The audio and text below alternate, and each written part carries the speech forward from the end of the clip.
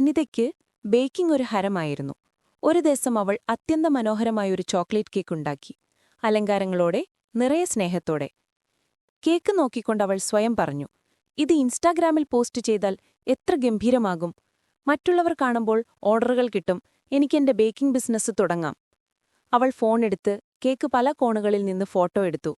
ആകർഷകമായൊരു തലക്കെട്ടും എഴുതിയെടുത്തു. പക്ഷേ പോസ്റ്റ് ബട്ടണിൽ വിരലമർത്താൻ നേരം അവളുടെ മനസ്സിൽ സംശയത്തിന്റെ ചില ശബ്ദങ്ങൾ ഉയർന്നു.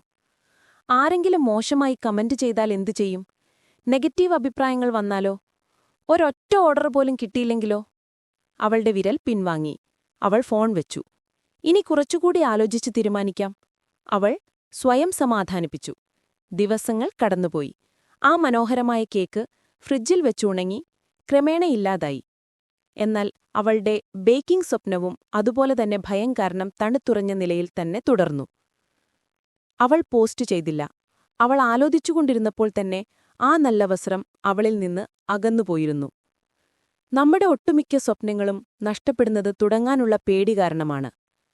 ലോകം നമ്മെ വിമർശിക്കുമെന്ന് കരുതി നാം മടിച്ചു നിൽക്കുമ്പോൾ ലോകം ധൈര്യമായി മുന്നോട്ടുപോയ മറ്റൊരാളുടെ വിജയത്തെ ആഘോഷിക്കുകയായിരിക്കും.